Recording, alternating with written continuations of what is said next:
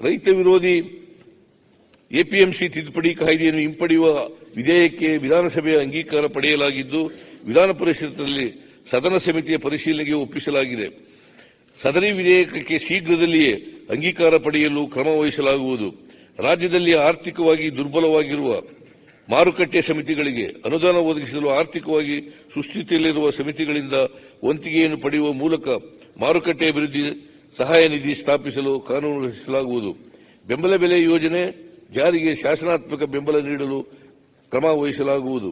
ರಾಜ್ಯದಲ್ಲಿ ಕಬ್ಬು ಬೆಳೆಗಾರರ ಹಿತ ಕಾಯಲು ಮತ್ತು ತೂಕದಲ್ಲಾಗುವ ಮೋಸ ತಡೆಗಟ್ಟಲು ಎಲ್ಲ ಸರ್ಕಾರಿ ಕಾರ್ಖಾನೆಗಳ ಬಳಿ ವೇಬ್ರಿಡ್ಜ್ ಗಳನ್ನು ಎಪಿಎಂಸಿಗಳ ಮೂಲಕ ಸ್ಥಾಪಿಸಲಾಗುವುದು. ಕರ್ನಾಟಕ ಉಗ್ರಾಣ ನಿಗಮವು ತೀವ್ರ ಹಣಕಾಸು ಹಾಗೂ ಆಡಳಿತಾತ್ಮಕ ಬಿಕ್ಕಟ್ಟು ಎದುರಿಸುತ್ತಿದ್ದು, ನಾವು ಅಧಿಕಾರಕ್ಕೆ ಬಂದ ನಂತರ 4.54 ಲಕ್ಷ ಮೆಟ್ರಿಕ್ ಟನ್ ಸಾಮರ್ಥ್ಯದ 76 ಗೋದಾಮುಗಳ ನಿರ್ಮಾಣ ಪೂರ್ಣಗೊಳಿಸಲು 376 ಕೋಟಿ ರುಗಳ ವಿಶೇಷ ಪ್ಯಾಕೇಜ್ ಅನ್ನು ನೀಡಲಾಗಿದೆ. ಕರ್ನಾಟಕ ರಾಜ್ಯ ಉಗ್ರಾಣ ನಿಗಮದಲ್ಲಿ ಬಳಕೆಯಾಗದೇ ಇರುವ ಉಗ್ರಾಣಗಳ ಸಾಮರ್ಥ್ಯ ಬಳಸಿ ಪಿಪಿಪಿ ಮಾದರಿಯಲ್ಲಿ ಶೀತಲ ಗೃಹಗಳನ್ನು ಸ್ಥಾಪಿಸಲಾಗುವುದು.